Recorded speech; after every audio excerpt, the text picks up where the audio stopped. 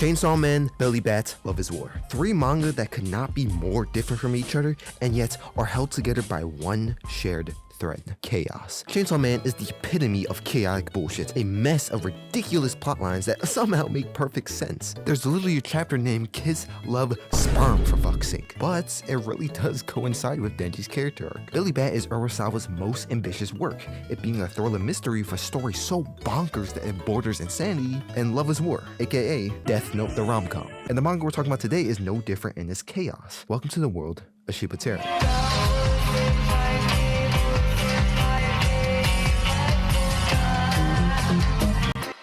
Cinema is the root, the foundation of this story, and this can be seen in a relationship between our hero Hajime Sato and Shibata, the villain, but he wasn't always like that. The two meet after Sato discovers Shibata buried underneath a cherry blossom tree. Now he got there because of a couple of thugs planting him in the ground. Shibata is sort of a weird guy. For one thing, he plays a fucking tree every year for the culture festival. Look, I ain't trying to stir up some theatrical drama, enjoy what you enjoy, but every goddamn year, at that point you gotta hang up the gloves, man. Anyways, he's also a huge movie fanatic, and a persuasive one at that, roping in Sato in his cinema enthusiasm, and the two spend every day after school watching movies together. The initial dynamic between the two is very solid and clear. Shibata is the glowing sun of the friendship, just an all-around ultra-positive dude. Sato is the opposite, a textbook alpha male. I'm not like the rest of them. But he's definitely capable of compassion, of getting excited. And this is seen in his collaboration with Shibata in making a movie that no one wants to fucking see. And this leads to Sato crashing out, rambling on and on about some nut-ass shit. Shibata, being the voice of reason here, agrees with him. And then he vanishes, leaving behind some ominous-ass lines that start to reveal their true colors 5 years later. After that day, Shibata has disappeared off the face of the planet, leaving behind no traces of his existence. Actually, from the very beginning of the story, he wasn't there for anyone except Sato. For the people around him, like his classmate Watari, he was talking to a ghost.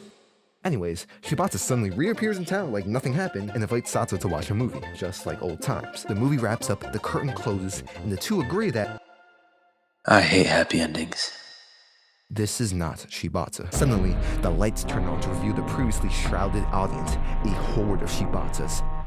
What a fucking banger opening. I was immediately taken in by this world's wackiness, and I think that's the chaos factor. I love how the story is perfectly comfortable with being uncomfortably weird. These concepts that the author imagined are so left field. But the Shibatas themselves, the entire time the endless legions of them are on screen, I'm like, what the fuck are these guys? Like, actually, they grow from little balls, they can be modified to giant juggernauts or tiny dogs. Like, what even are they? What species? Whatever, what are they? And the story eventually reveals what they are, but it is possible to discern their true nature before that happens, because the series has some amazing foreshadowing. There are passing remarks here that, on a reread, hint to some of the major twists in the story. And the twist, these fucking twists, bro, some of these are fucking mind fucks. And the visuals the story uses to express them are, well, straight out of a horror movie, literally. And I fucking love how simultaneously goofy and genuinely gruesome it is. Because on one hand, you look at this dude's dumbass, civilian-ass looking face and feel completely secure. And on the other hand, you...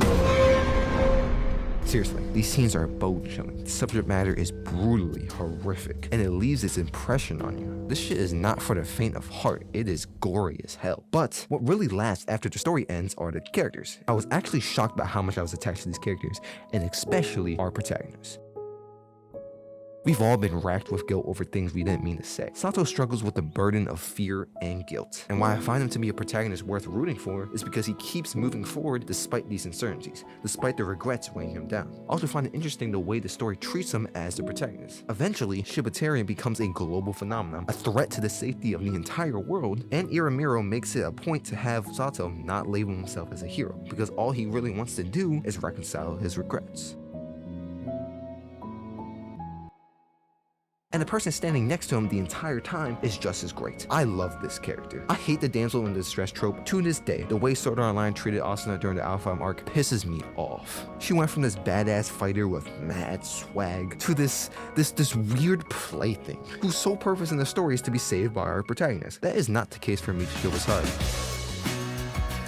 What I really like about her and the manga as a whole is how it constantly fucks with my expectations. Under the eccentric flair and shine the manga possesses, the story really does have its emotional moments. See, Watsuri isn't just head over heels for Sato, she's fucking crazy for him. She's on some yandere timing always, and although that cliche can get obnoxious, it's not only well done in terms of being entertaining and not too over the top, but is actually present for a reason that's further than its role as a gimmick. It is such a compelling character arc for her, and trust me, you're gonna love this character. Another example would just be the general utilization of the side characters. See, Sato, although being the hero, gets his ass beat, like properly fucked up, and the side characters are there to pick up the slack. Now, I'm not talking about cliches and how, I don't know, they'll give him a rousing pep talk that invigorates his will to fight. No, these motherfuckers get down. But of course, at the end of the day, Sato is really the hero of the story, and can't say too much, but the way his story progresses is incredible. The plot is phenomenal. Twists and turns, rotations and folds. The story goes to wherever the fuck it wants, and it's so surreal, yet filled with passion. The author is so clearly in love with the horror genre, paying homage to famous media as well as their associated tropes, which makes this shit actually play out like a top-notch movie. It's perfectly paced,